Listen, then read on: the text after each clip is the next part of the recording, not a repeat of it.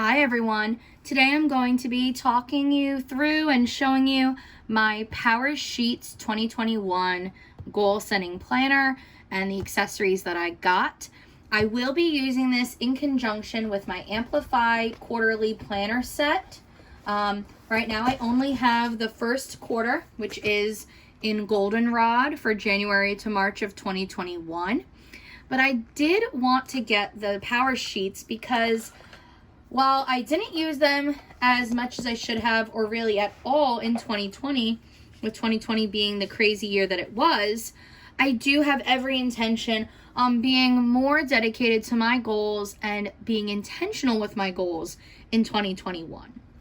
So I purchased the Powersheets Bundle, which allowed you to pick, I believe, 5 or 6 different accessories to go with your Powersheets planner. So I picked the notepads, which are just Post-its with a really cute little Cultivate What Matters logo at the bottom. I'm not really sure if you can see that in this lighting, but it comes in a light pinky peach, an orange, and a hot pink. So these are going to be great to just have as an extra set of Post-its or use them in my planner. I also got the set of color coding markers because I thought it would be helpful to have them in the exact colors or very close to the exact colors that are used within the planner. They look very, very, very similar to Super Tips, but I'm not upset about that. I am all about pens and markers and crayons and colored pencils, and if I can get things that are almost exactly those same colors without me having to do the work, it was worth it getting them in my bundle. I also got the 2 different sets of magnetic markers. I have the pretty sea green teal book marker in my Amplify planner already to use for the current quarter. But these are going to be great both in the Powersheets planner and in my regular daily planner. So I got 1 set of each of those. And then I got the accessories pouch, which is in the pretty sea glass, sea green tint, minty color blue. And it has this gorgeous, gorgeous, gorgeous kind of citrus floral design inside. So this little pouch will fit actually on top or over top the Powersheets with the elastic band. So I could carry it all together, which is really cool.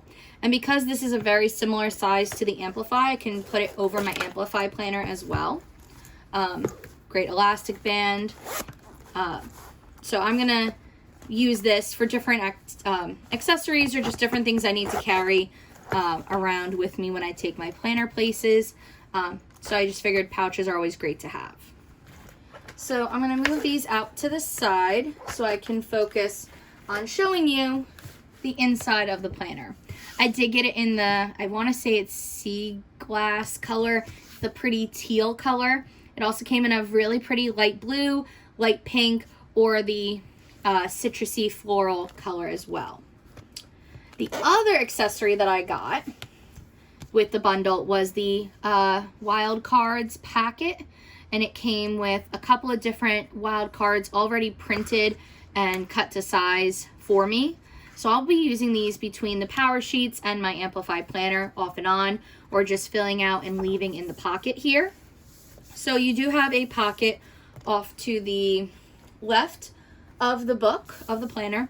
And this year it came with a little fresh start guide on how to use the Powersheets planner, how to go through the prep work, some resources. So this is great since I didn't really go through all of the prep work last year. It was very overwhelming for me. And I think it was overwhelming because I was intimidated by all the prep work and all the intentional goal setting. And what if I set a goal and it actually didn't happen? Or what if I didn't meet it? Or was I setting too hard of a goal or too easy of a goal? So I think that's why I really didn't use them to the best of the ability I could. So you have your nice Fresh Start 2021 page with a place to put your name. You could probably add the date you started, but there's no box for it. And then you get 2 sheets of some planning stickers that match the different colors that they use throughout the planner, priorities, being grateful, I'm showing progress, or you get 1 page of those. at the beginning. So I love stickers, but they also bulk up planners. I have them in my Amplify right now, and they're great to use. It saves a little bit of time, but I'm also learned I just need to do things in pen and paper or markers and colored pencils. So we do have a nice little introduction letter page saying about, we're ready for a new year. Here's what's going on. And then you open up to an idea, a brainstorming page for 2021 goals. What kind of goals do you want to have? Just anything in a good brain dump page. And then it goes through all the different prep work pages, which there's lots of better tutorial videos than I'm going to have that go through each individual page. But you get a little bit of about you, kind of like what's going on, what do you think you need to improve upon in your life?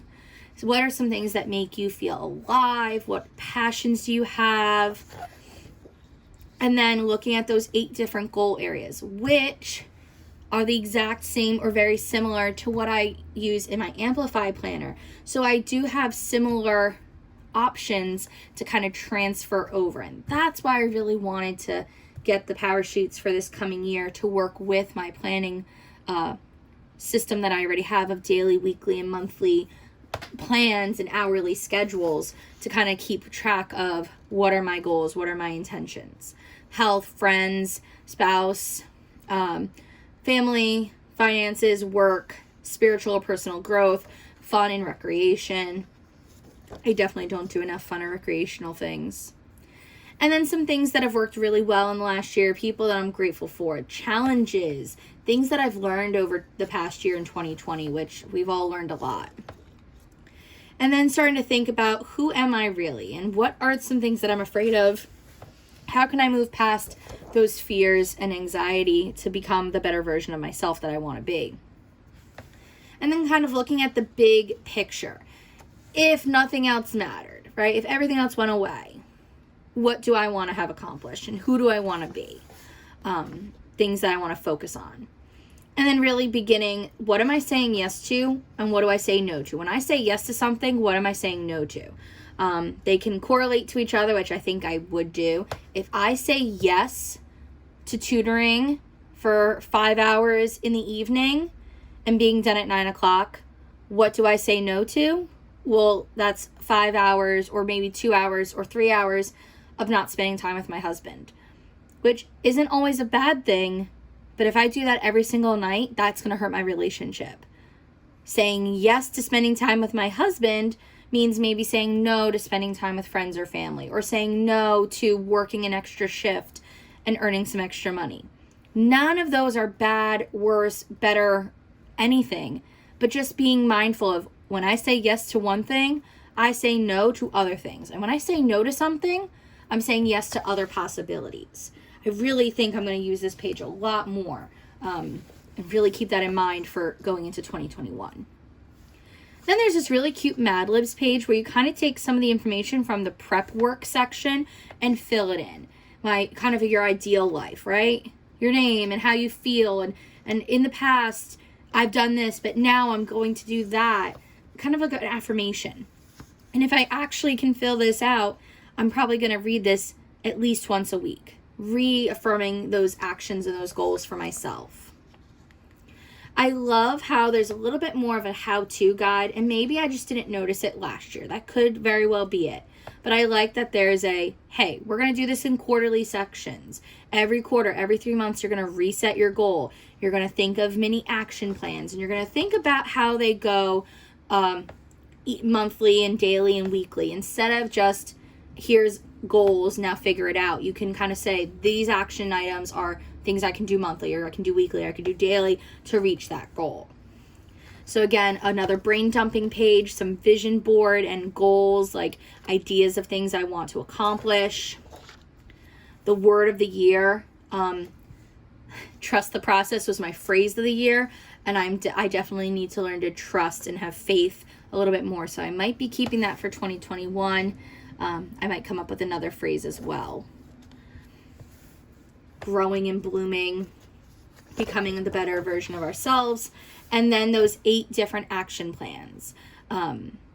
from what I've heard of people doing other reviews, is that these used to be several pages long for each action plan. Now they're condensed to 2 pages.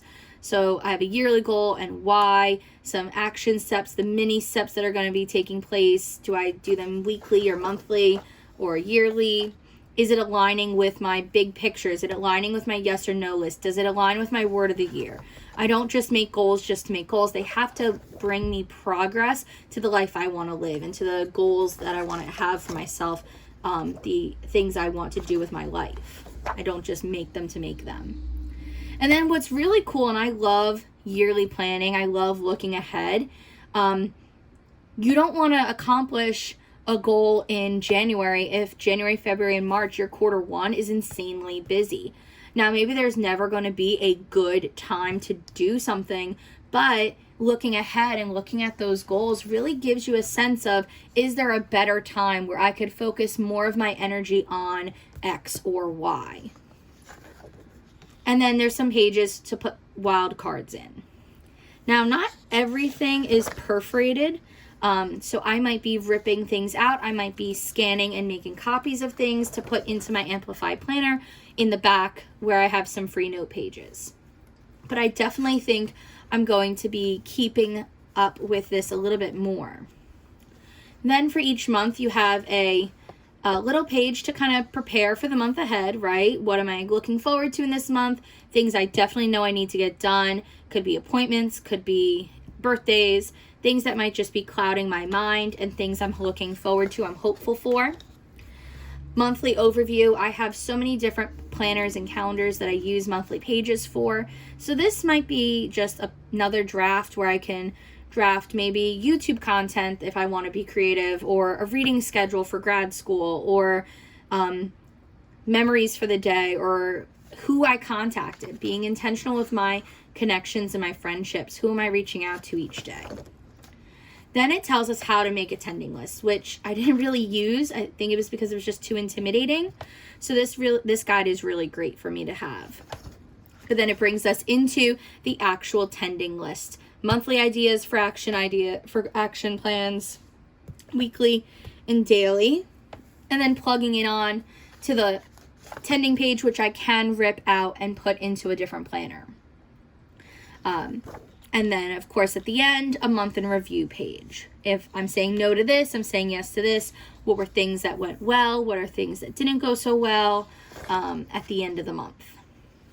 So this tending list is really, really great.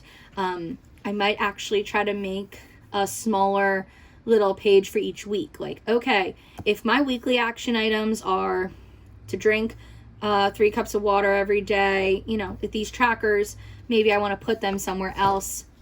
Maybe I don't, especially if I want to use the month in review pages. And then again, it's the same for each month. And then for February, I have the same thing. Again, some more month in review. And then for March. At the end of each quarter, there is not a big quarterly refresh. It's all kind of combined just into each month, right? What went well, what didn't go well, what can I do to prepare for the next month? Or it goes into the beginning of the next page, actually. Your refresh is here. So my quarterly refresh goes into the beginning. It's not its own section, which is nice. So we can think ahead to, what am I going to change? What worked well? What do I need to add from my big list? Again, some other yearly and actionable items for my goals to refresh, and then the April pages. This is like my first time flipping through it. You can see I'm not that prepared. And then again, the same thing when I get to July. Here we go. Here's the quarterly refresh for July. And at this point, it's also your half year mark, if you obviously begin in January. So it's a lot of things to kind of refresh halfway through the year. What's going well, what isn't going well. And then again, you would get another quarterly refresh in October. In December, for the end of the year, you get your December pages, right? Prepare for your monthly spread, your actionable items, your tending list, and what went well in December. Then you get a look at you, you did it, yay, the year is over, and a quick year in review page.